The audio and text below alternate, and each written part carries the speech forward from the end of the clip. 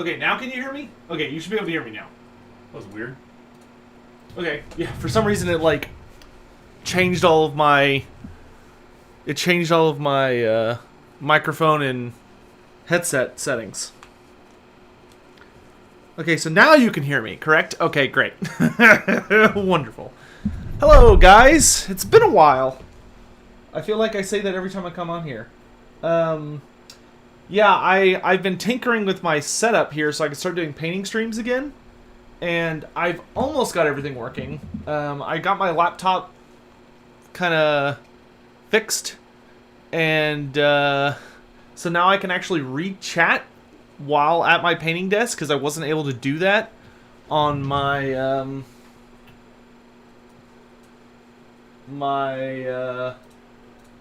normal streams. Because my paint desk is the opposite direction, because I'm an idiot. And but this light up here, I can't control it right now because, I mean, at least it's on, but it's supposed to sync up with my phone, but it's like throwing a huge bitch fit. So I've kind of got to tinker with it some more tonight. But yeah, I wanted to kind of hang out, and I picked up this earlier today, and I didn't want to wait to start getting into it, and I thought that, oh, you know, I bet everyone in chat may want to hang out and join. So kind of wanted to show you all everything I got, and we could just kind of hang out and chat. I may even start putting some of the models together, or at least getting rid of like mold lines and stuff. So first of all, I kind of want to show you all these. So I actually got these at the store because... So, they did this kind of annoying thing with this set. Oh, my nails are getting kind of long. But, they did this kind of annoying thing with this set where if you bought it online, you got a special gimmick. And if you bought it at a store, you got a special gimmick. So, I decided to buy it online and have it shipped to my store. So, this is what you get for purchasing it from the store. I don't think you're supposed to get all 5 of these. I think you're supposed to get one of them. But they know me there, so they just went ahead and gave me all 5. But, each one of these has, art on it, which is pretty bad. Man, isn't this just like a super hardcore, like, Darkest Dungeon vibe? Like, this literally just looks like a still photo out of Darkest Dungeon. Kind of crazy. And then, what's this one? Oh, okay, this is probably my favorite art piece from it. It's just the like the new skeleton warriors, the Ulfenkarn guard. Like, you can tell they've murdered somebody in the street, and there's just this little kid like right in front of this massive ass skeleton.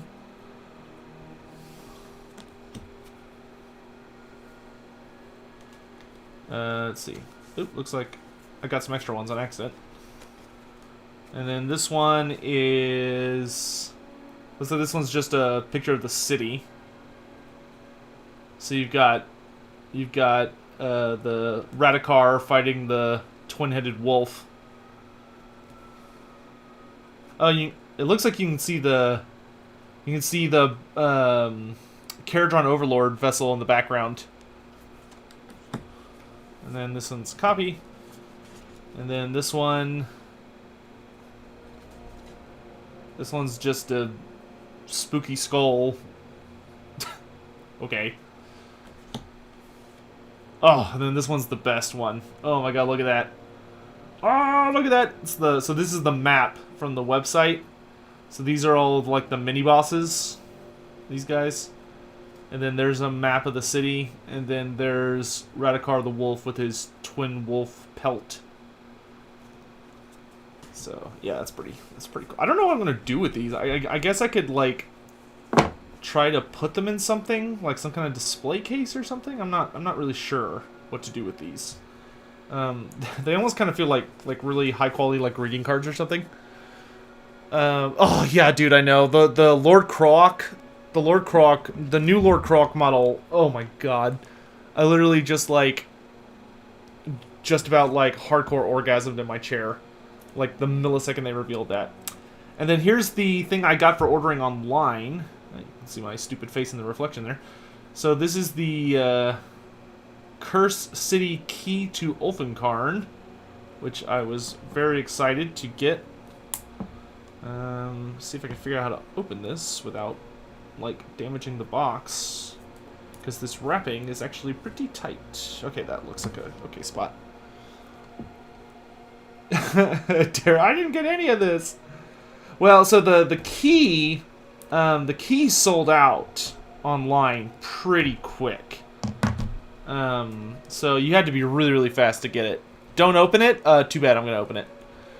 I am not someone that likes to have collectibles that are still sealed. To me, that is a waste. Like, if I'm gonna have an item, I want to enjoy it. How much more can these AOS things keep blowing my socks off, right? I just ruined it? I didn't ruin it. I'm enjoying it. There's a notable difference. It's for me. I mean, the only reason I'd get rid of this is because I'm completely poor or I'm dead. So,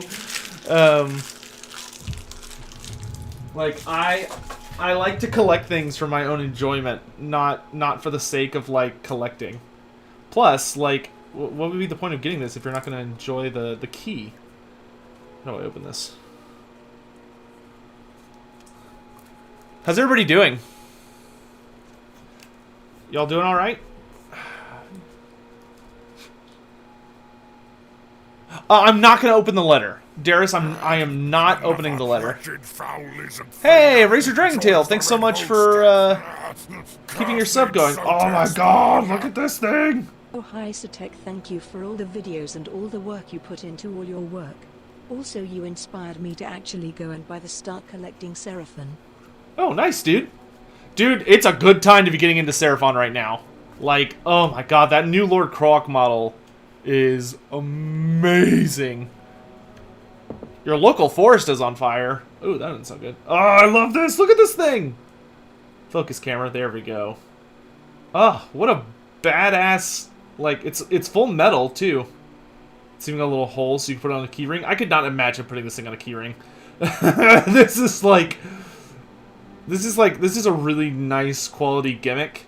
I love stuff like this.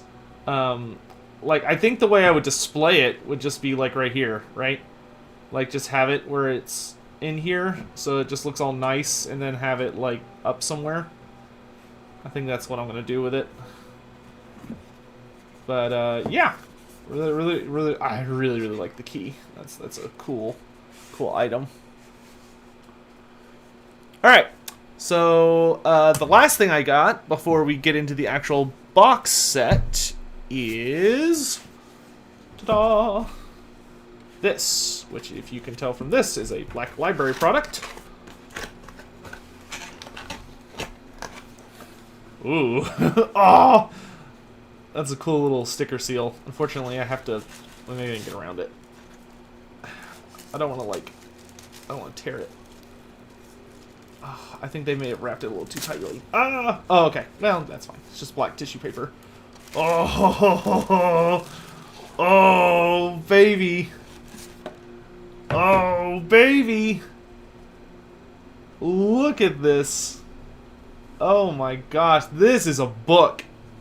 Wow, that's like super nice. It's kind of weird. It's like cut out and then there's felt below it.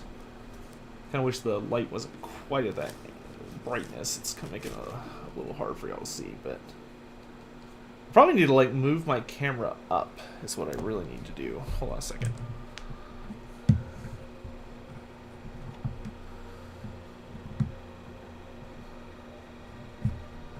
There we go.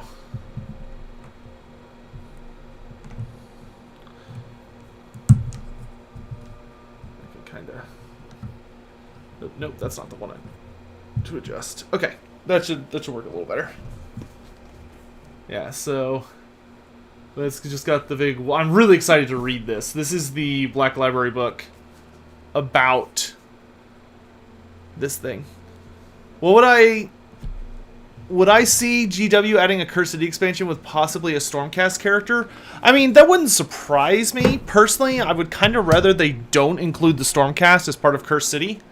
I feel like Cursed City would not, work as well once you involve the Stormcast. I feel like Stormcast Eternals kind of, I don't know. I feel like they kind of take away a lot of the, like, mortal danger and intrigue. You know what I mean? I kind of wonder, does the key actually, like... No, it doesn't. I was going to be like, it'd be kind of cool if the key actually fit that. But no, the key's, like, way bigger. But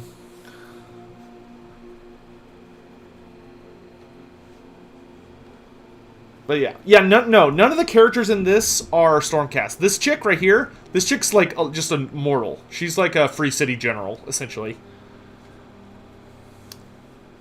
But yeah, this is... Oh my gosh. And... Ooh! That front page art... And it's written by C.L. Werner, which I'm pretty excited for. C.L. Werner is a pretty fantastic author. And Cursed City. And then of course they do all their advertising. What is this thing? Oh, is that the... Oh, it's got a built-in... It's got a built-in bookmark. These built-in bookmarks tend to be kind of nice, but they also tend to, like... I don't know. I feel like I have a really bad habit of, like, being too forceful with them. And they end up, like, tearing a page or something. It drives me crazy. But that's enough of that. I'm probably going to read that later tonight. Alright. So now we can dive into the actual box.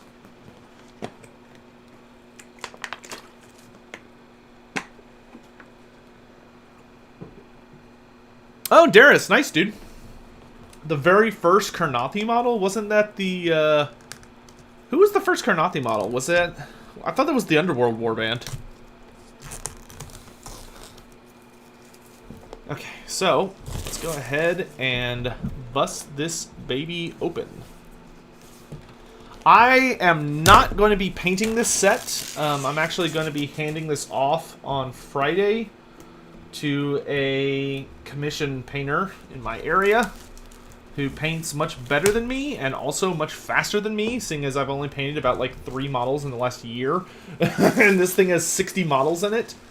But I'm super duper excited to introduce my non-Super Warhammer fans to this game, because from what I've heard, on its own, the game is pretty gosh darn fun.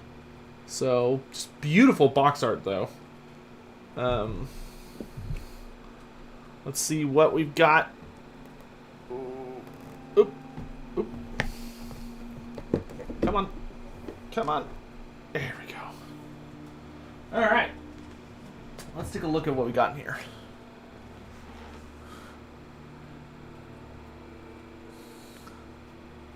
The Chaos Waste. Yes, I am. So is Cursed City D&D light? I wouldn't really say it's D&D. It's more like a standalone. It's a self-contained like board game. It's just that it comes with miniatures. So this is the ogre. Or no. This is the well, no, this is definitely some of the ogre bits. This is the ogre and the Caradron, because you got that super badass steam gun. And then this is... So you got the like priestess wizard lady. There's the Karnathi head. So it looks like the white... Looks like this is all the heroes. Because there are like, what, 8 heroes in here?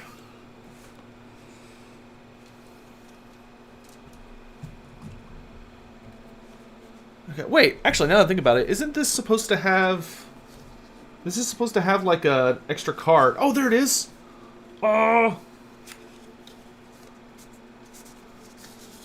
Yo, there we are, boys! The extra hero card for, the game. Awesome. That's actually something that came unique with the limited set, I believe. Which was a ridiculous incentive. Like, people were already going to buy it just because it was cool looking. No, there is no vampire ogre in this.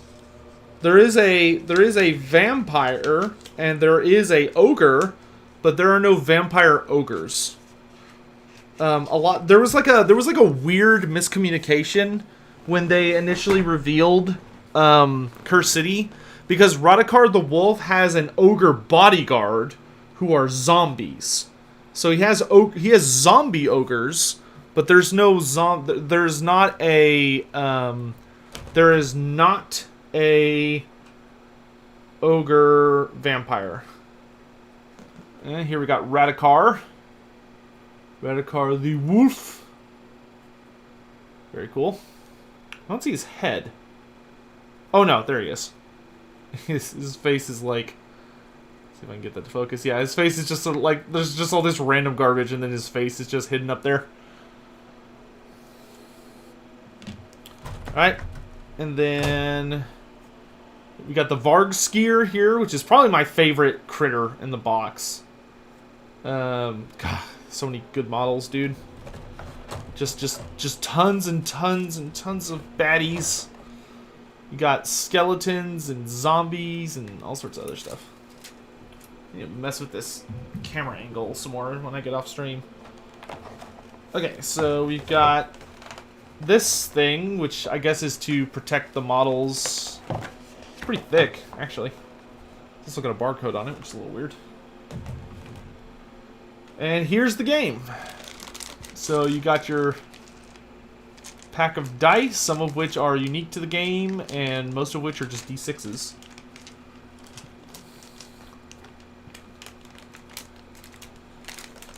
And then this is the rules, or the like cards and stuff. So this has like all of the boss abilities and everything. Here we've got the bases for everybody. A little weird they don't separate the hero bases from the villain bases. They just kind of throw them all in there. What else we got in here? We've got a errata. Weird. I guess the build guide for this model was like not included or was wrong or something, so they included like a fix.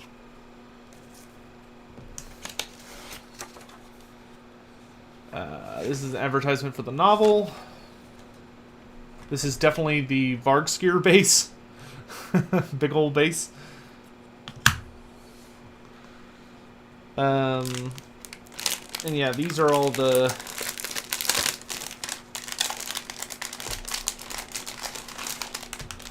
Okay, so these are all like the rules.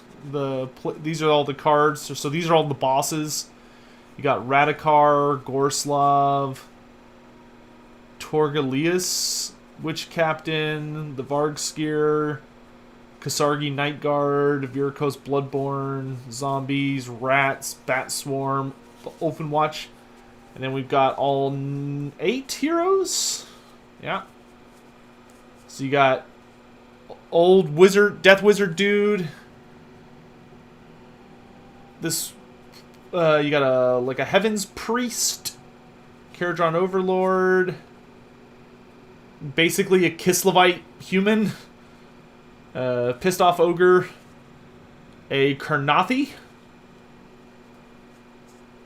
a witch hunter, and a badass human soldier.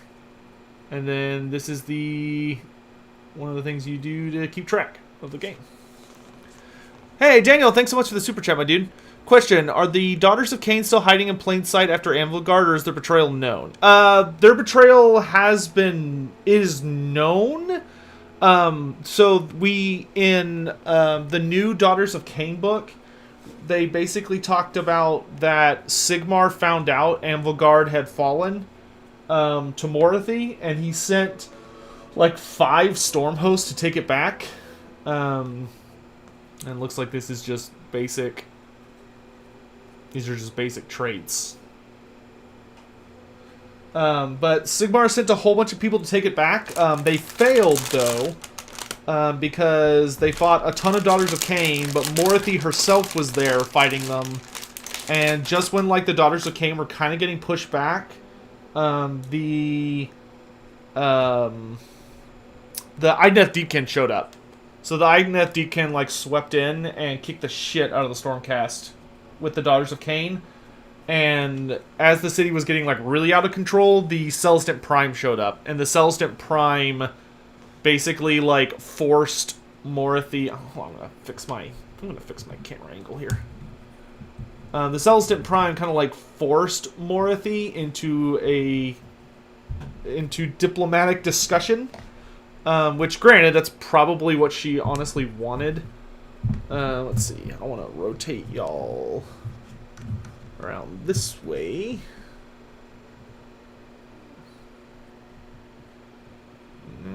More like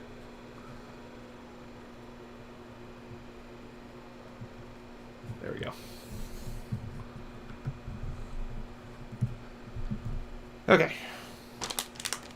But yeah, the Celestant Prime basically forced or got Morathi into negotiation talks. And what we know so far is that basically they came to some agreement where Sigmar under the Celestant Prime agreed to let Morathi keep Anvilgard, but she's not supposed to expand any further. So like there's some shenanigans going on, which are probably going to blow up in a later edition. So here we've got a bunch of like token cards. We got like a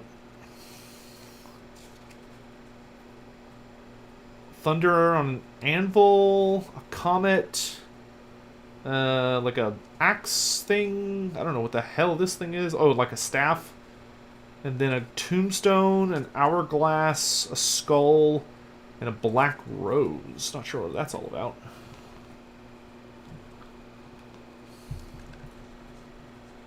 And then, what did I do with that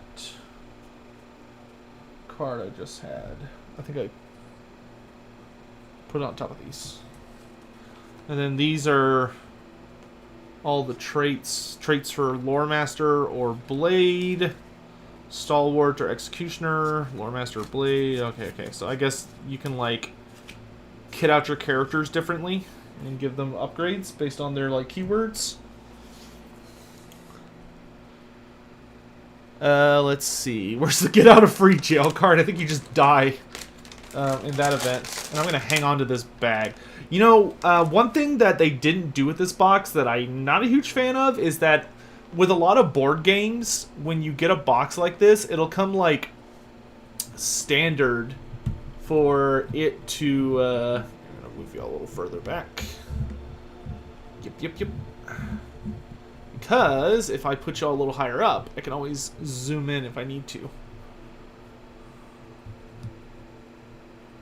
But anyway, so I'm assuming people are probably really quickly gonna, like, people on Etsy and stuff are gonna start selling not expansions, but like carrying cases for this. Because, like, I don't want to just, like, because all these, I gotta pop out all these tokens, right? And I don't want to just pop them out and just have them just laying in this box, because that's gonna, like, damage them over time. I would much rather buy, like, a set that, like, has slots for all of these. You know what I mean? I'm planning on getting into AOS later this year. How are the Forces of Death doing? Really good. Death is super awesome right now. The Flesh Eater, I mean, like, competitive-wise, they're really, really strong. And then, like, lore-wise, they are in a super interesting position right now. Nagash just, like, got absolutely slapped. So, it's going to be interesting to see what the Forces of Death do now that Nagash is kind of... Well, both Nagash and Archon the Black are basically MIA right now. Well, Nagash isn't MIA, but he's got to reform his body, because he basically died again. Which for him is, if anything, is just going to give him an opportunity to power up. But, like, all of the Death Armies are super duper good. And there's a brand new Death Army coming out, like, next month. Which is the Vampires. Well, they're basically the Vampire Counts from Fantasy. All right, here we've got we got the deck. So these are all the treasure cards. So you're able to like look for treasure in certain areas. So these are like the cards you could draw by doing that. Liquid Courage, I like that. And then there's, ooh, so you could get, when you do a discovery roll, you could get treasures or you could get traps. So there are traps, and then you can get a crisis. So this, this tells you to resolve a crisis. This is some Realmstone, which has got these weird little stone gargoyles carrying it. Very cool. Which I think Realmstone you use to like upgrade your equipment and stuff. Nagash died again? Yep. Yeah, Teclis killed him. And then there's wherever the hell this thing is. Let's see. I wonder, should I sleeve these, do you think? Like, I mean, most people don't sleeve their box games, right? But at the same time, it's like, I mean, I could.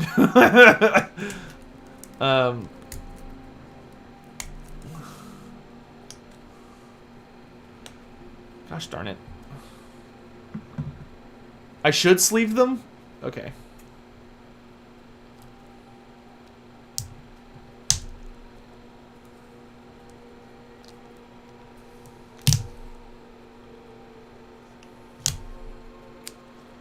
Hold on, let me go get my card sleeves real quick. I think these are roughly standard card sized.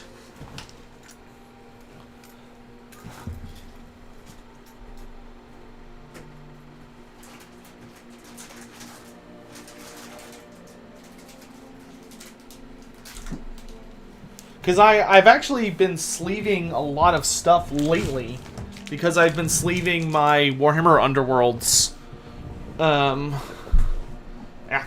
My Warhammer Underworlds cards. Because I've actually been doing pretty good on getting a lot of my... Or starting to get some of the warbands.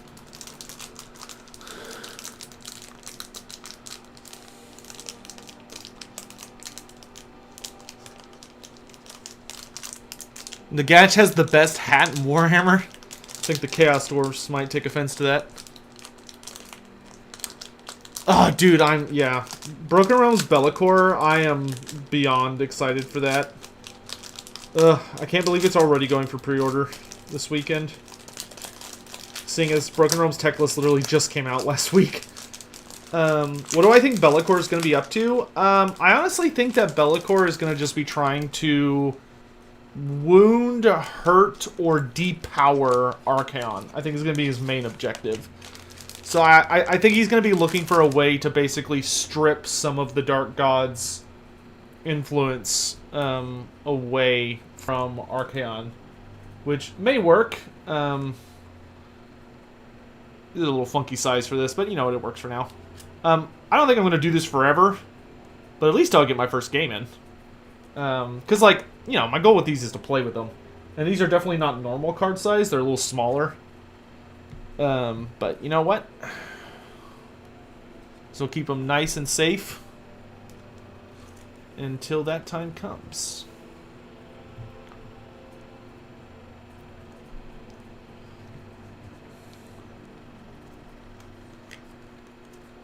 What's Cursed City? Hey, Professor Pone, how you doing, man? Cursed City is a Warhammer Quest game, so it's like a standalone board game that takes place in the Warhammer universe. This board game has basically been advertised as like Darkest Dungeon, but for Warhammer Fantasy. Well, sorry, for Age of Sigmar. Same thing, whatever.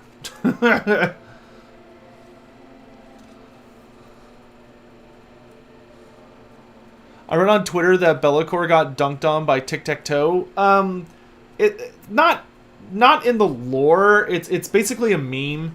White Dwarf did a back when the Lizardmen got their 8th edition model release, they did like a, whenever they would release new armies, they would do like a battle for White Dwarf where they would it seemed like they acted like, oh, who's gonna win? Showing off this new army we want you to buy. So of course the new army would always win.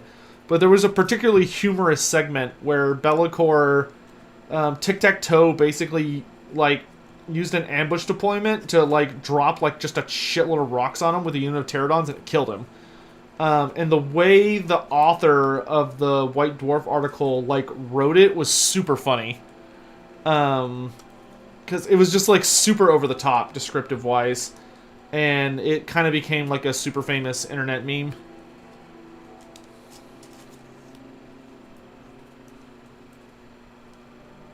So of course, like in the public's mind, it is absolutely canon because it's just too funny not to be canon. But it is a pretty bitch way for someone like Be'lakor to go out, which is just hilarious. It does seem like something that would happen to him, though.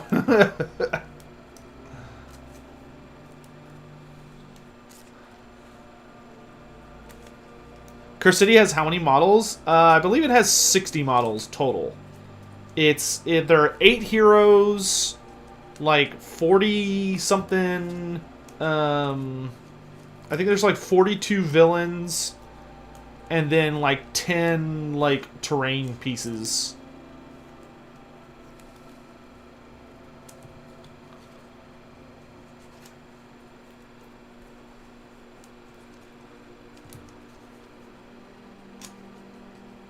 CYCA added tic-tac-toe to Warhammer 2. Yeah, I mean, I love tic-tac-toe. I think tic-tac-toe actually works for Legendary Lord as just the skink chief character.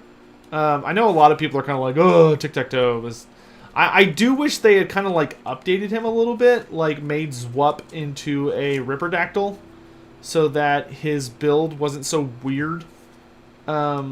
Or, I don't know, maybe I need to actually talk to them about fixing Zwup.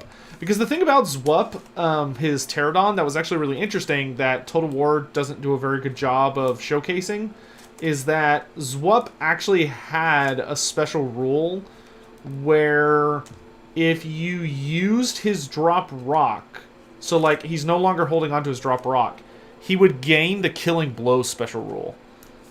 So he was actually like... He was not as good as a Ripperdactyl, but he became like a reasonable melee threat. Once you dropped rocks.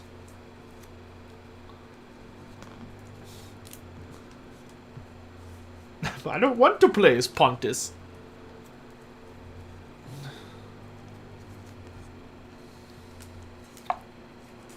Oh, that's interesting. You can see the Realmstone cards have like a number for, I guess, like how much Realmstone you can find, so you can find more than one. That's kind of neat.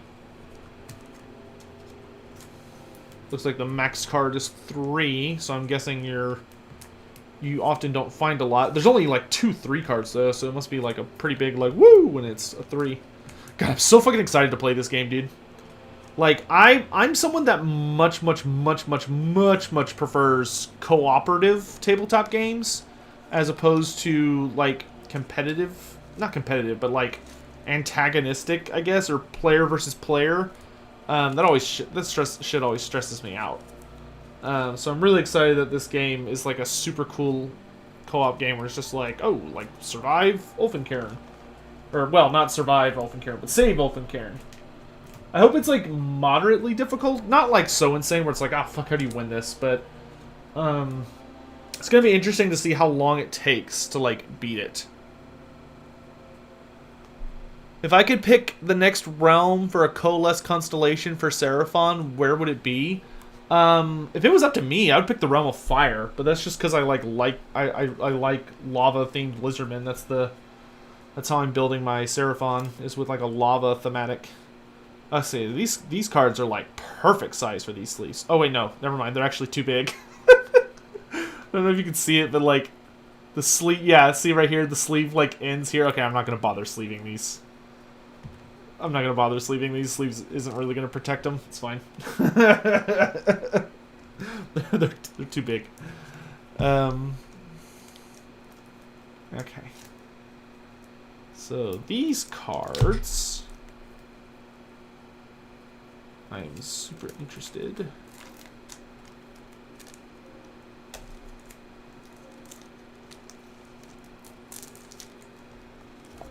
Okay, so looks like these are like upgrades you can get. Focus, camera, focus. Thank you. Okay, so here you go. So this costs 4 Realmstone points, but it upgrades your weapon. Neat. So you got Ether Sharpened, which increases your damage. Feather Light, which... okay. Shamanite Gilding. Damage cannot be suffered from this weapon cannot be ignored. Blast Runes, Cycle Stone, Celestial Ringfinder, Null Tempered Plating, Hish Crystal Edding, Fortified Shadow Weave, Jadeite Inlay, Amberbone Anklets, Transmutable Coating. Oh, that's kind of cool. So they have like all 8, well, maybe not all 8, but they have like most of the mortal realms have like a unique upgrade. So you got like Shaman for the Realm of Metal, Hessian Crystal for Light, Shadow Weave for Shadow, Jadeite Inlay for Life, Amberbone for Gur. I don't know what Ether is. That's kind of neat. So you got a bunch of weapon and armor empowerments. And then these are the encounter cards. So depending on the hostility level you're at, you summon like a different size group. 6 bat swarms. Good grief. You got bat swarms, corpse rats, Ulfenwatch,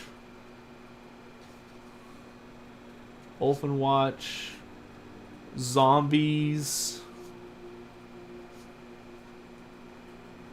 Virko's Bloodborne, Kosargi Night Guard, the Varskier. Do these have bosses on them? Oh yeah, yeah. See, there's Torgalus. That's super cool. So you have all these different encounter cards. And then these are the exploration cards. So these tell you how to set up a tile. So you like, I'm assuming you draw one of these cards and it tells you how to set up one of the boards. And like where treasure will be or something. That's super cool. So these are our exploration cards. And then... what the fuck is this? Okay, I guess I'll find out what these are later. These are just double-sided skull cards. How do these fit in sleeves? These look the right size. Yes. Cool. Well, then we will carefully sleeve all these away, just to make them last a little longer and be nice and pristine when I get my first game in. Granted, I'm not super worried about, like, sleeving these, I guess, because at the end of the day, it's like, well, you're not really gonna, like... like, there's no value to these cards now, right? Like, it's just a matter of... sure, I want things to stay nice, but I don't think board games tend to generally get handled to the extent like trading cards do, where you have to worry about, like, severe degradation. They'll send you into the Shadow Realm? Oh, God. Please, no. Not the anime hell. Who am I going to play? The first people I'm probably going to play with are my friends. I've got, like, a group. I literally have 3 friends that live pretty close to me. And we're all vaccinated now, so we can hang out. And I have not actually gotten to, like, see them and have, like, a really good chill time since my birthday. My birthday was the last time all 4 of us hung out, which was back in February. Which that was really, really nice. But, you know, like, by that point, I had been vaccinated, and one of my buddies had been vaccinated, but the other 2 weren't. So we still weren't, like, on full chill mode. We were, like, on 75%, 50% chill mode. So it's going to be really nice being able to get together and, like, not have to worry about that kind of crap. And we can just focus on playing the game. Oh, as a character. I don't know yet. I think the character I want to play first is the Caradron Overlord. But as a good GM-like figure, what I'm actually going to do is I'm going to let my 3 friends pick what character they think looks the coolest for themselves, and then I will pick from what's left over. Because I really want them to play this with me. And that means I will do everything in my power to make it as cool of an experience for them as possible, which means that I will pick from the leftovers. But the Caradron dude's pretty badass. I'm not gonna lie. Like, I would actually really like it if more Caradron looked kind of like him. Like, I actually really enjoy that he doesn't have the full suit. Like, he has his beard out and stuff, and he looks like almost kind of crazy.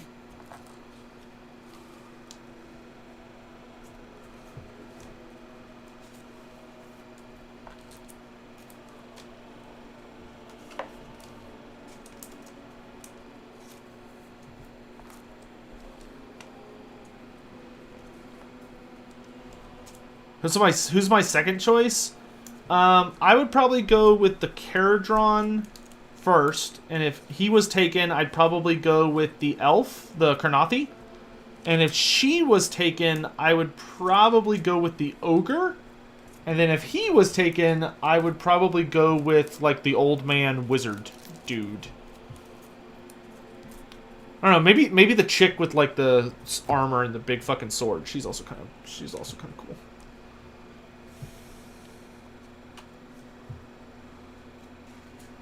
Yeah, the characters do have a backstory. Yeah. I actually picked up the there's a Black Library book that goes with this that introduces a lot of the story.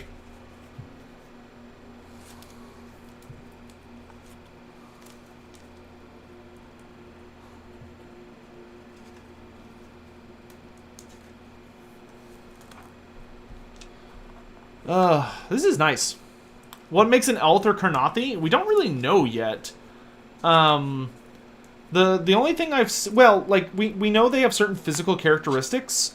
Like, Karnathi have antlers most of the time. And then in addition to that, more than likely, they are offspring of Kurnoth, who was Alariel's, like, hubby. He's basically... well, consort. He's basically Age of Sigmar's version of Orion. Like, from what descriptions we have of him, he's literally Orion. And he died fairly early during the Age of Chaos, which is kind of what sent... well, not fairly early. I'd say he died about, like, 30 or 50% of the way through the Age of Chaos. And that really sent Alariel into, like, a really bad spiral. Like, depression and despair-wise.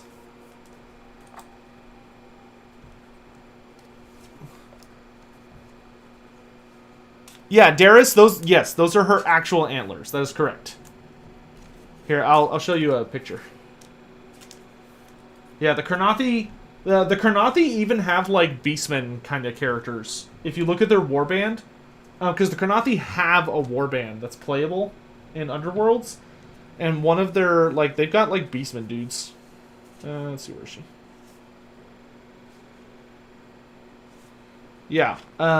So this is the Exile, Quelithus. Those are, I don't think those are a crown. I think those are actually her antlers. They might, I don't know, they might be a crown. It's hard to tell. Like, it kind of looks like they're part of a circlet, but there's no actual metal or anything. Like, it doesn't look like she could take them off.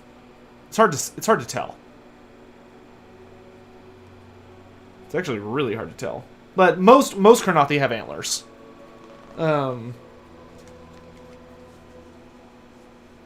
Like, if you look up the their warband, whose name escapes me, but they're in the starter set.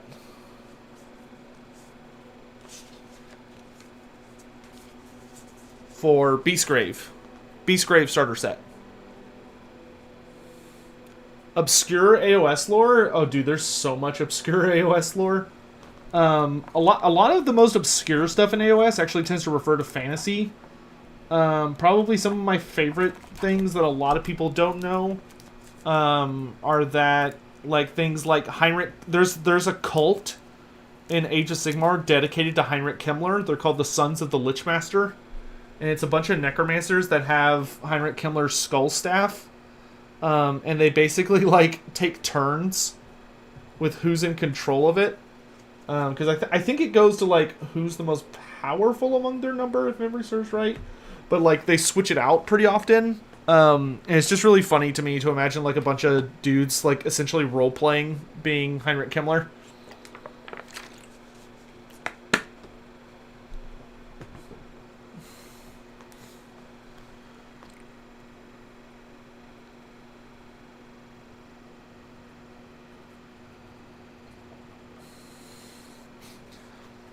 Darius, I don't know what you mean by extra stuff, but yeah, dude. Yeah, I'm really excited for when the Kurnothi get like an actual range. We've had 2 Kurnothi releases now. And we still don't know like when they're getting an actual like full supported range.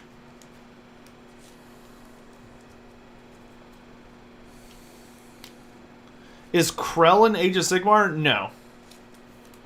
And he seems to be permanently dead, though they don't really explain how that works, because the whole thing with, like, Sigvald was after the world blew up, because Sigvald was the one that killed Krell. And after the world blew up, like, Nagash found Sigvald's soul later, and Nagash was, like, even, like, millions of years later, however the hell long it had been, Nagash was still, like, super butthurt that Sigvald had killed Krell, which is why Nagash started torturing him. And, like, that was it. So, presumably, Krell is, like, just dead. Which is kind of a bummer. I would have liked them to bring back Krell. But I suppose he was kind of simple, even though he was a really cool model.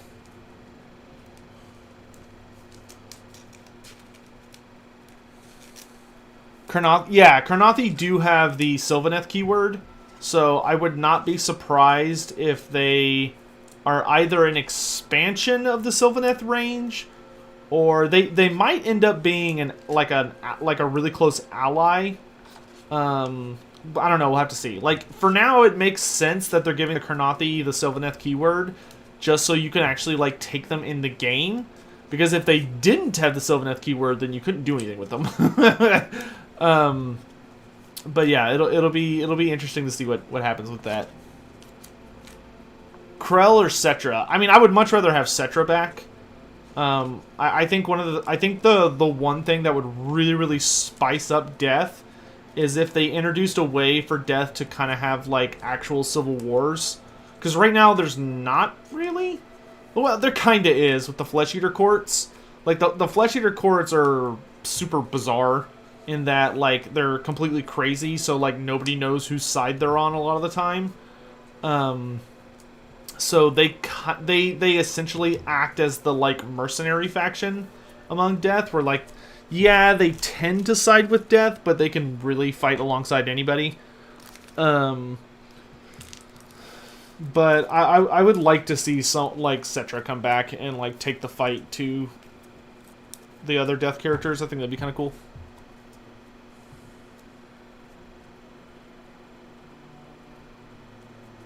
Hey, Boom King, how's it going? The only bad thing about having y'all on my laptop is that the text is not very super big.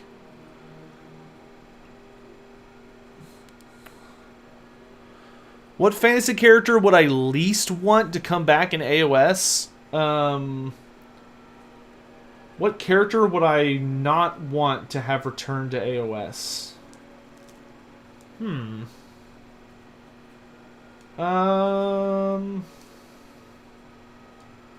actually kind of a tough one. You know who they should not have brought back was Epidemius, actually. Like, so in Nurgle, most of the like big bad Nurgle demons got replaced. Like Kugoth Plaguefather was discontinued, and replaced by Rodigus the Rainfather. But they brought back Epidemius, which was fine at first. But then they introduced this new character called Horticulus Slimix. And Horticulus Slimix is like the first demon of Nurgle, like the first plague bearer to ever exist. So he's like the ultimate herald model. And Epidemius was kind of supposed to, like, he was the herald special character in fantasy. And he hasn't done anything in AOS. So I really don't see the point in him existing anymore. It really feels like they should retire him and just let him go back to being pure fantasy. Kind of the same thing for Festus the Leech Lord, to be honest. Like, Festus is still around in AOS, but he doesn't do anything. They were just like, oh yeah, you can still buy his model. It was like, okay, we'll do the rulebook last. Alright, so, here at the bottom, we've got the tokens. So we got all the... Here we go. So this is the super cool thing. This is probably the most interesting mechanic of this game. So this is the day-night cycle. There are 10 hours in Ulfenkarn, at least. And it turns out the way this game works is, like, you have, like, depending on what you're doing, it takes a certain amount of time, and the day, you know, goes around. But at nighttime, it's kind of like the old, what was that game? Like Castlevania? Where, like, at night, the enemies get, like, way scarier. And, like, stronger. Oh, Helmengorst! Yeah, fuck Helmengorst. Ugh, fuck Gorst, dude. Gorst can just stay forever buried. And never be mentioned ever again outside of just Total War stuff. Oh, dude, look at the maps. The maps are, like, they're like these really cool D&D grids. They're actually kind of compact. They're not quite as large as I was expecting. This looks like this must be Radikar's throne room. Look at this. You got like a throne made out of like bones and blood and shit. Very cool. Oh, look at this. They've got like bags, I guess, to carry all your tokens. This is a super lazy way to answer that problem, but I guess it's better than nothing. Okay, so let's take a crack at the rules.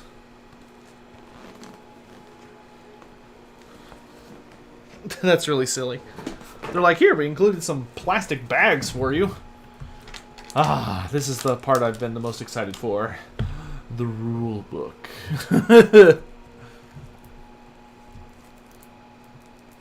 You didn't get the plastic baggies, Darius?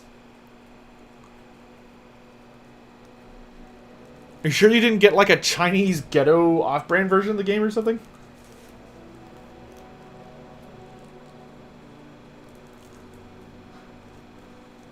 Helmengorst is the new Cetra? Oh, please no. Please no. Oh yeah, dude, the Vermintide 2 announcement is pretty exciting. God, I have complicated feelings about it. Like, overall, I'm really excited that it's like, I like that it's a roguelite. Like, your goal is to, like, make it to the end of the adventure. I think that's really cool. And that it, like, probably is going to require multiple playthroughs to pull it off. And I also like that it's free. The fact that it's free is actually kind of astonishing to me. But that also explains why they didn't go, like, completely ham with it. And, like, give us new enemies.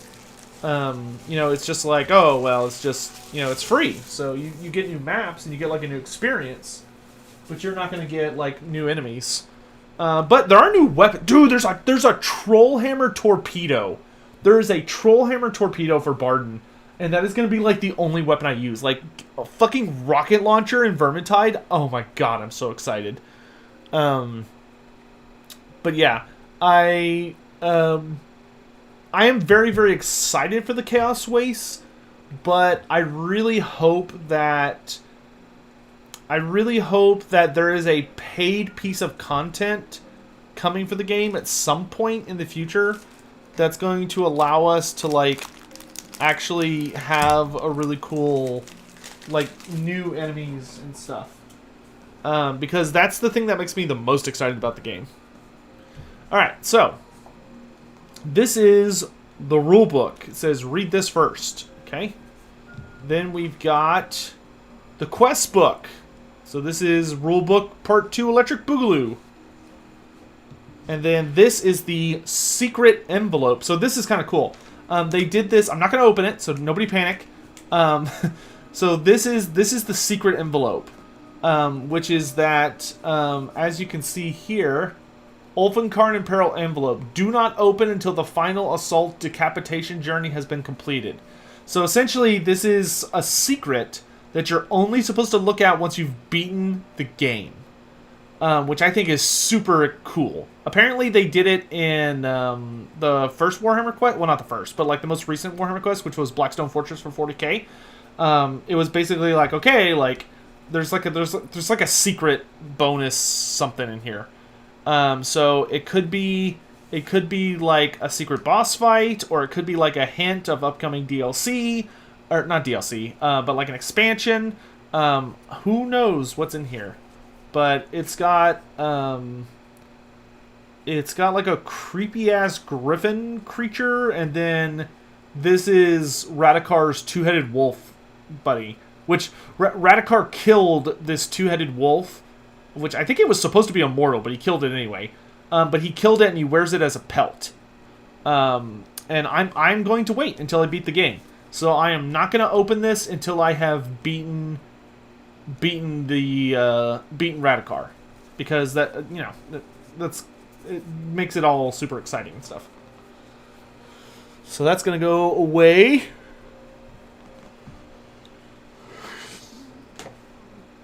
And then here, the last two things. What is this? Oh, this is the assembly guide. So this is the guide to all of the how to put everybody together. And then these are the Warscrolls, so that you can play these guys in Tabletop. So you can see you've got all the different characters. So you got Cities of Sigmar. Quel'Thas is Sylvaneth. Jason Delric is Cities of Sigmar. Oh, interesting. The Ogre counts as... He's an Order character. Isn't that weird? He's actually he's a Cities of Sigmar character, not a Maw Tribes. Isn't that kind of crazy? Like, you can't take him with... You actually cannot take him with Destruction or with Maw Tribes. It's super weird. Then you got Dagnai Holdenstike, who is specifically Beric Mornar. That's pretty interesting. So not only is he a character on Overlord, but he's a specific, like, city. Then you've got the Priest Lady. You've got the, like, super Kislevite dude. The Wizard. And then all of the baddies. So you got Radakar the Wolf, Torgalus the Chamberlain, Gorslav the Gravekeeper, Watch Captain Halgrim, the Bloodborne, the Night Guard, the Varskir. The Varskir is like one of the coolest. And then these are the points. The only thing I don't like, the only thing I really hated that they did in this book, which was super stupid and I hope they FAQ it, is this. If you want to run any of these characters, including the Varskir, which is just like a cool monster, it should be the equivalent of a Vargulf, but if you want to take any of these in Tabletop, you have to pay for the entire thing. So you have to take all of them for 680 frickin' points, and most of them count as leaders. But even the ones that are not leaders, like the zombie ogres, the vampire kids, and the Vargskir, they're not leaders. Like, they're just a unit, essentially. And you can only take them as part of, like, this overall pack, which I think is super stupid. I really hate that. I think you should be... Oh, granted, you can, like, run them as something else. But, like, I really thought was interested... I was really hoping the Vargskir and the zombie ogres were gonna be, like, just new units. Like the... like everything else was. Wow, they don't even give you... And there's not even, like, pitch battle rules for the swarms. So there's no, you'll notice there's no rat swarms or bat swarms. Isn't that crazy? Yeah, I don't know. It's kind of weird. They kind of screwed over the death players, I think, because like the order players get to use any of these characters as they wish, which is awesome. And then you've got the zombies and the skeletons, which is pretty okay, but then you get totally fucked on everything else, which is kind of stupid. So I'm not a huge fan of that, but all right. So let's put that aside. All right, so I'm kind of interested to... Oh gosh, this is like super dense. 40... okay, it doesn't look super bad. So it's 40 pages. I will definitely read through this on my own time. I don't think I'm going to waste y'all's time with it. Oh my god, just look at these... Look at these models, dude! So you got like the bat swarms... dire bat, and then those are the objective markers. You got the Ulfenwatch. So badass, dude. The Korosargi Night Guard, which are the zombie ogres. Focus, damn you. Focus. Focus! Focus! There we go. Fucking love the zombie ogres. They're like super duper cool looking. Then you got all the zombies. The rat swarms. Corpse rats. Oh, man. I am so flippin' excited to play this game.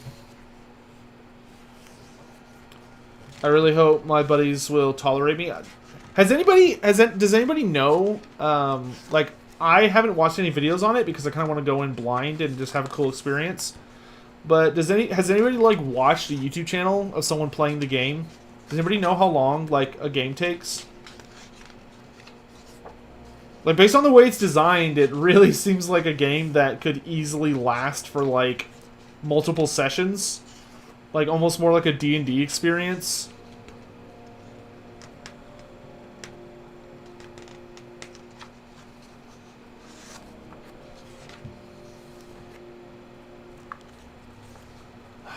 Play this, and I'm guessing this like explains how you go through the game.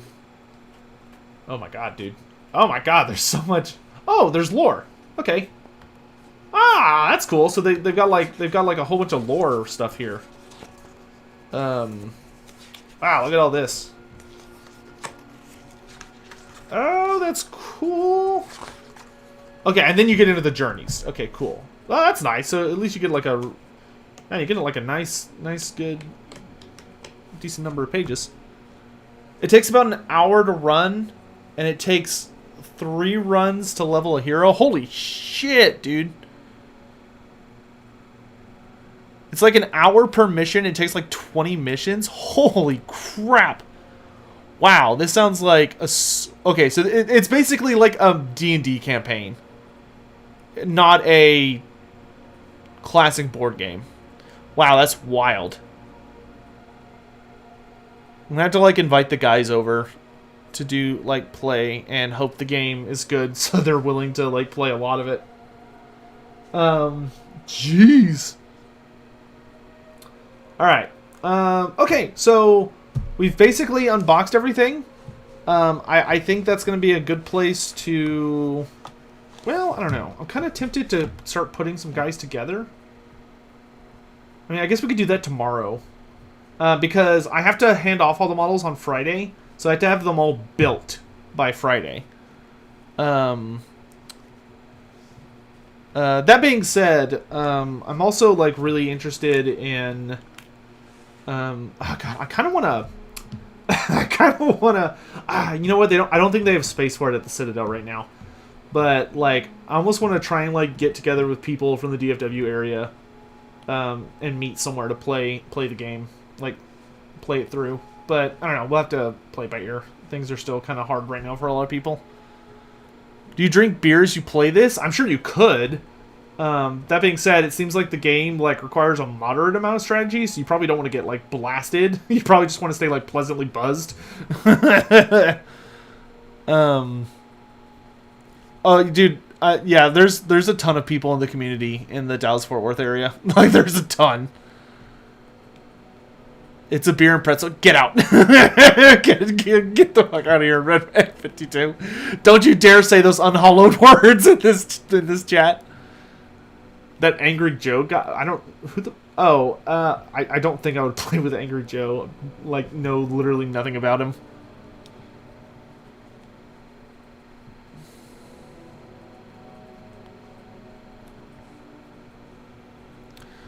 Interesting.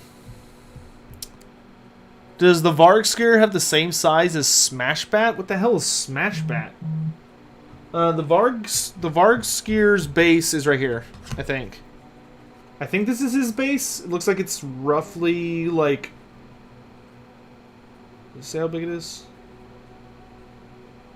No, if I had to guess, this is probably somewhere in the ballpark of like 50 millimeters circular. Give or take. Probably say about 50. Maybe like 44.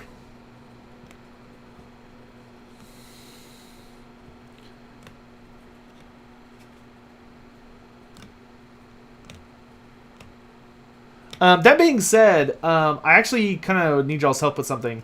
A game like this is going to end up on Tabletop Simulator like super fucking fast. If anybody knows someone that's like a wizard at TTS, I would like pay them to get this game up and running and like import everything into the game. So like the models and the rules and everything. Like, I know they tend to need help doing that sometimes, but usually they're pretty good about it. Because that way we can start playing games in the community, and we can do like live streams of the games. Because I'm not gonna live stream my friends playing the game unless they're like super into that, which I don't see them doing that.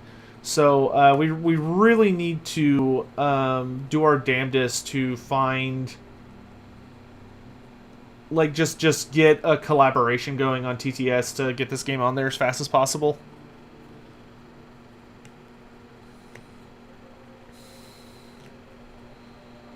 Can you play? Maybe. I mean, there's going to be a lot of people that want to play. I mean, the goal would be to get it on there so that anybody could play. So that everyone could play and have a good time. Is Dallas big? Yeah, Dallas is pretty big. There are millions and millions of people between Dallas and Fort Worth alone, and Dallas and Fort Worth have a lot of very heavily populated suburbs around them. I live in one of those suburbs. I'm actually a little ways north of Dallas. But I'm in like the triangle made from like Dallas, Fort Worth. Wait, is Fort Worth?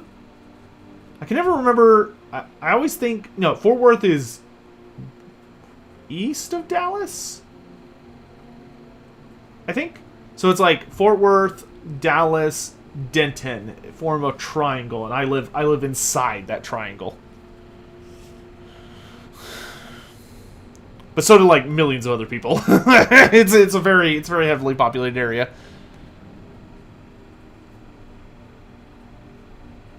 Oh, okay. So it's Dallas, Fort Worth, Denton. Okay. Yeah, Fort Worth is west. Okay.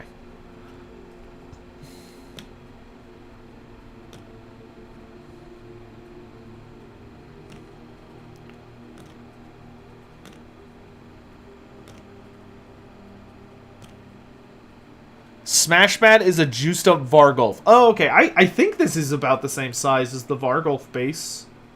If not, I mean, the Vargskir himself is definitely the same size, so you could put him on a Vargulf base, but I'm pretty sure I'm pretty sure this is a Vargulf base. Hold on. I think this assembly guide actually will tell me how big his base is. Yeah, it will. Where's the Vargskir? Yeah, it's a 50 millimeter base. Ugh. Wait, no. Now, you can't see it, but just trust me. It's right there. It's a 50 millimeter base, which I'm pretty sure that's what the Vargulf is. What do I think of the new Lord Kroak model? Fucking gorgeous. Like, oh my god, dude. I would I will. Oh my god, it's so good. It's so good. I. Oh man, like I'm kind of glad it's not going for pre-order this weekend because I'm already gonna have to spend a shitload of money on the Bellicor stuff. But I am very very excited to pick up that model. Lord Kroak is like insanely badass looking now. Like I wasn't honestly a huge fan of him being in Age of Sigmar for a little while because it was like, okay, like Lord Kroak was a huge character in fantasy. Like I honestly think it's better for him to have died with the planet and then for like a new Slaanesh to take over. But now that I've seen his new model, I'm like, fuck that, never mind. Kroak is Daddy Kroak.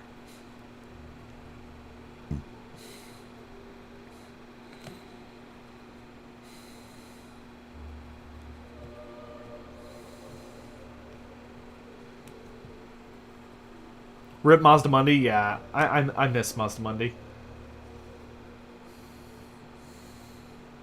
I do hope Zektoka gets his own model. Yeah, that would be nice. Like, I would really like for Zektoka to become the new Mazdamundi. But, like, good lord, that Kroak model is just insane. I will say I hope that the new Kroak sculpt is not just for Kroak. Like, I feel like it'd be a little weird to release him, and it's like, yep, it's a Kroak sculpt, but it's like, you can't use it for normal Slaanesh. I'm kind of assuming that it'll be, like, a dual kit, or maybe they'll release a new Slaanesh sculpt pretty quickly afterwards. Does Games Workshop ever have sales on their products? Not technically. So, here's the thing. If you're looking to buy Games Workshop products, you should pretty much never buy from a Games Workshop. You should look for a local hobby store, which you can look on Games Workshop's website and they'll like tell you where people are near you that sell their products. If you can find a third-party vendor, just like a local store, like there's a store near me called Texas Toy Soldier I go to. If you go to a store like that, usually they're running anywhere from like 15 to 20% discounts. So you can save a ton of money by just making sure to always buy third party. And of course there's like eBay and stuff if you want to try your luck there and make even better savings.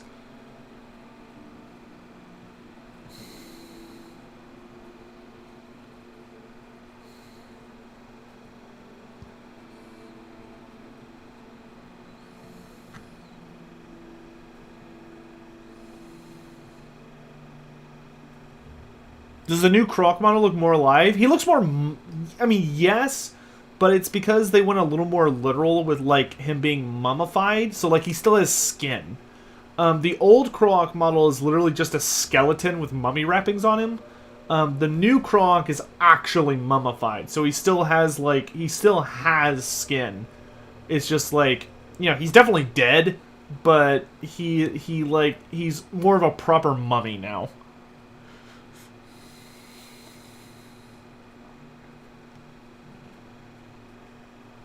You guys are getting discounts?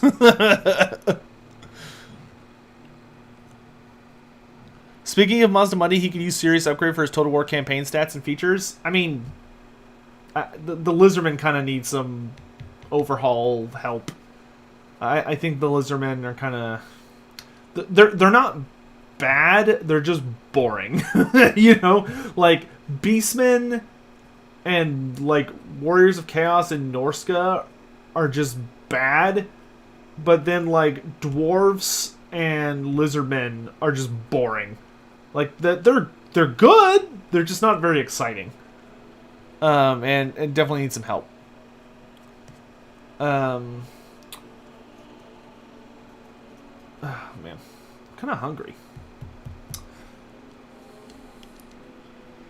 What's a good place for anyone to start wanting to get into? Excuse me. Warhammer Tabletop. When you say Warhammer Tabletop, do you mean like fantasy specifically, or like would you be okay getting into AOS?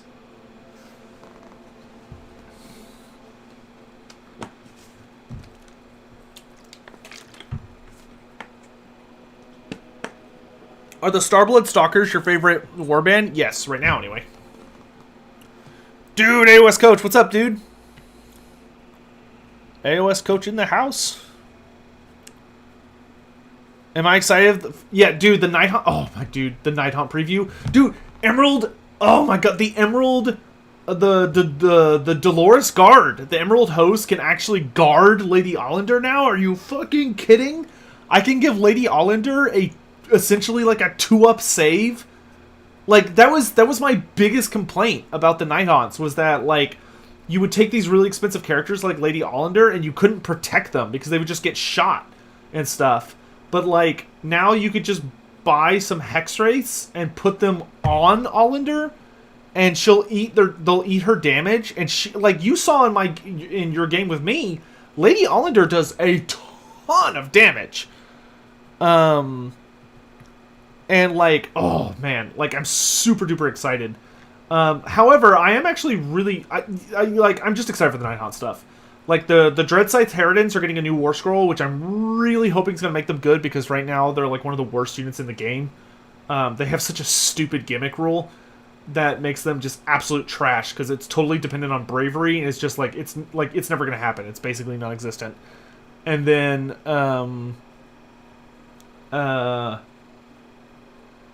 and I'm really curious about the second the battalion they mentioned, because they mentioned a battalion that says that it's gonna make your Glaive Wraith Stalkers and your Chain Rasps stronger, which I'm like, holy fuck, like the Chain Rasps are already like one of the strongest units in the army, because even though they're like basic, like even though these little dudes are like just basic bitch tier ghosts, like you just take a shitload of them and they roll so many dice that they're just really strong.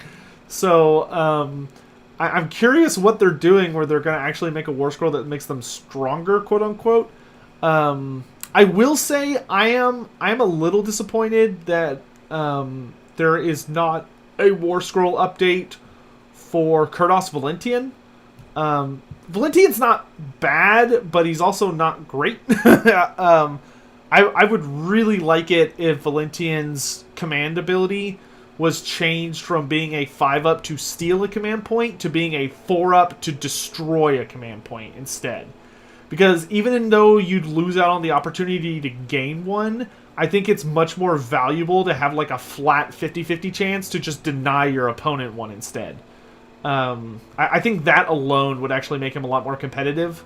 But also some of his rules are a little wonky. I guess he is in the story? Probably not. I mean, Valentian has shown up in the last 2 stories. Valentian was in Malign Portents, the Siege of Lake Lethis, and he was also in Wrath of the Everchosen. Valentian's really funny, though. Like, he hasn't actually died yet. Every time he's about to lose, he just runs away, which I guess fits his motif as being the Craven King. Even though he's supposed to be Lady Ollander's...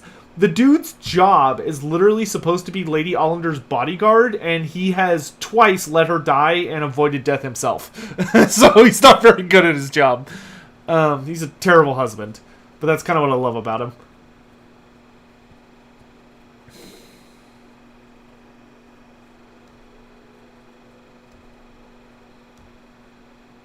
Oh, Darius, we'll probably do that another day. I'm about to wrap up here in a minute. Who is Lady Ollander? Oh, dude, Lady Ollander is the Mortarch of Grief. She's the big bad special character for the Nighthaunt faction, which are the spooky ghosts. And she is probably my favorite character, my second favorite character in AOS. I had a lore question. Uh-oh. Do mages choose the wind of magic they study, or do they have natural affinities for a certain wind? Hey, Organ Merchant, first of all, thank you so much for continuing your sub for 2 months, my dude. I really, really appreciate the support. In answer to your question, it depends on the wizard. Generally, wizards will gravitate towards a certain lore. So, when a new student shows up at the Colleges of Magic, they are kind of put through like an exam, and the exam determines which wind of magic they have the most natural affiliation with. And once that's been determined, they're then like shipped off to that school of magic. However, you can kind of like as long as you have an affinity for magic, you can essentially brute force learning one of the winds, which happens to a lot of people. Like, you know, someone will, like, maybe is born in a place or to a family or a teacher who only knows how to teach them, like, the lore of light or whatever, in which case they will just teach them that and they will adapt to it just fine. Because the thing about the winds of magic is they kind of, like, intersect with you. So, like, the more you learn and use one wind of magic, the more of an effect it has on, like, your personality, your physiology, and your soul. Like, the wind will physically start to change you in a lot of ways. Like, mentally, emotionally, and all that stuff. So, it's kind of both, but there's not, like, when a wizard has the gift, they will not, like, automatically start out shooting out fire spells. They would use what's, like, called hedge magic, which is basically just, like, random gobbledygook, which is it's basically like light dark magic. You know, they're, like, very, very simple cantrips and very low tier spells that are meant not to draw heavily from the winds of magic. To learn to even control a single wind, you have to be taught. That's not something that comes naturally to people. Especially not humans. Like, maybe an elf, but definitely not humans. So that you have to learn. Weird that the ogre can't be part of the ogre mod tribes. Yeah, I thought that was a little strange. Like, I like that Cities of Sigmar has the option for the ogre, but in general, I think the way they handled the Warscrolls in this was kind of bad. Like, the ogre should have been at least available to run as, like, a man-eater for the ogre mod tribes, and the fact that the death, like, all the really badass death models cannot be run as, like, an individual unit, like, you can't just buy, like, the Vargskir and put it on the table, is absolute bullshit, as far as I'm concerned.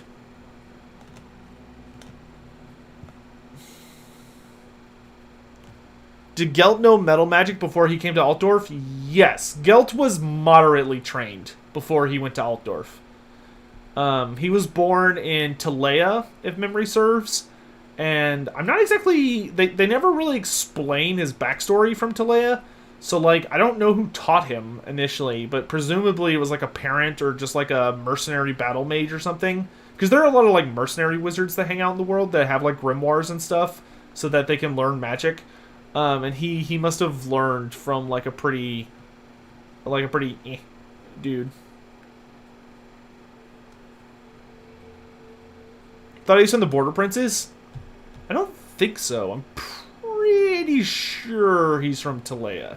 I am like 99% certain he's not from the Border Princes, but I'm like 80% certain it's Talea, not Estalia.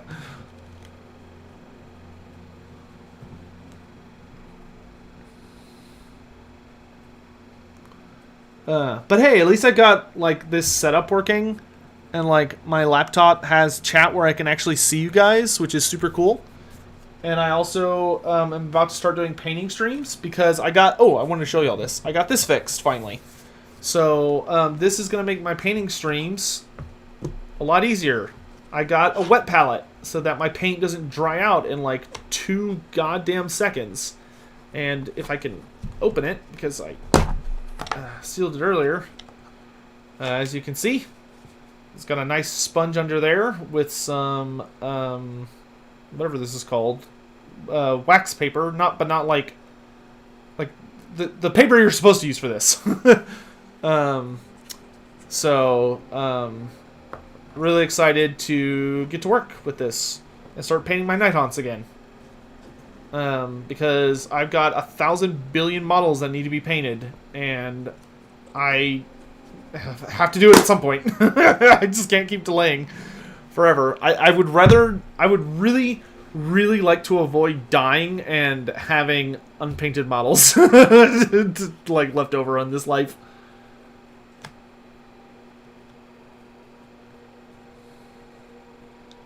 Parchment paper, thank you. Parchment paper. Yeah, I specifically got this one because it seals shut, and if you can seal them shut, you can stop them from getting mold. Much easier. And other than that, I just gotta clean it out every once in a while.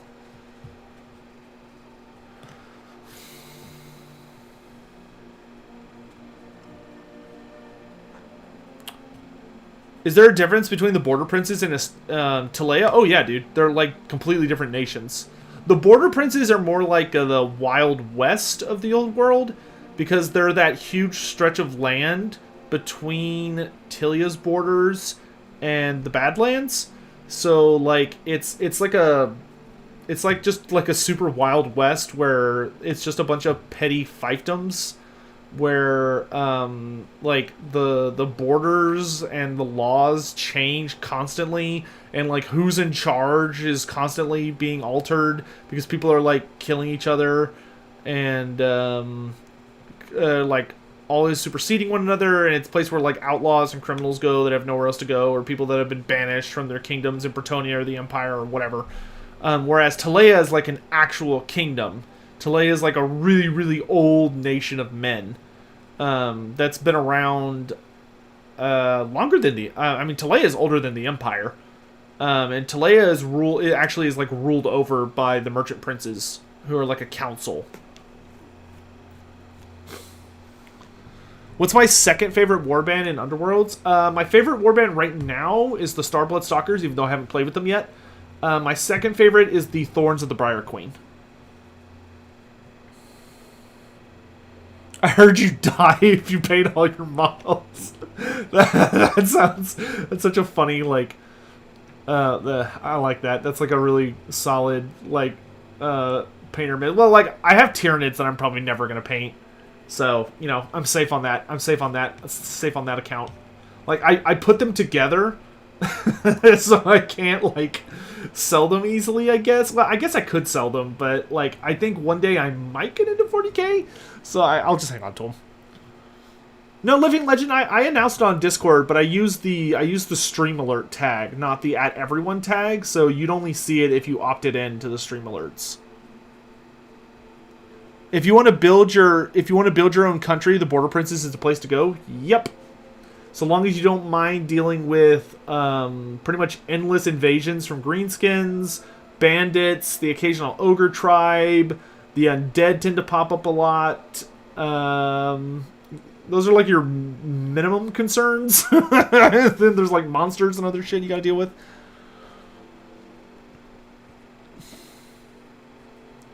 Alright, my dudes. Well, I'm going to actually get going. Oh my god, it's already midnight? Holy shit. Okay, I guess I'm not getting something to eat. I'm going to go to bed. So I'm going to go to bed and get up early tomorrow morning so I can start putting these guys all together. I might stream it, might not. I don't know. Kind of in on it. I might just want to stream like something else instead, but I definitely want to stream tomorrow. Anyway, so I hope you all have a great day. I really appreciate y'all coming to hang out with me. This was fun. I hope you had a good time. I will continue fiddling with like my setup here. I really need to get a second Elgato light, so there's light coming from this direction and this direction. That way there's not such a, like, there's not so many shadows. And I also think I need to like push my camera further up, and then I can always like zoom it in more, because I can zoom in like a ton. But when I'm zoomed out all the way, I feel like I can't see as much as I would like to. So I gotta work on it. All right. Anyway, when does the Chaos Dwarf Q&A start? Soon, like very soon. I've got 34 questions left to answer. And the script, which is like all of the typed out answers, is 26,000 words long. So it's like 41 pages, and I still have 34 questions left to go. So, like, ring light over the camera? Oh, is that the best way to do it? Have I just been doing this wrong like a damn fool? I guess I should buy a ring light. In any event, what was I going to say? I was talking about something that I lost much. Oh, yeah, so the Chaos Dwarf Q&A will be coming out soon. but hopefully it'll be worth the wait because it's like fucking long. Like we're gonna break it up into like 30-ish minute segments. Which Eliza, if you're still here, I hope you're preparing your butt for that because it's gonna be kind of ridiculous. And it's gonna be so many goddamn episodes, dude. So I'm really hoping that people will be like, okay, this took for fucking ever, but it's amazing. So like, great. Anyway, I am heading out, my dudes. I will catch you guys later. Thanks so much for being here. I'm gonna pick up my mic and move you with me. Alright, good night, my dudes. Take care. And thanks so much to everyone who tipped or renewed their subs and all that stuff. Catch you guys later. Bye.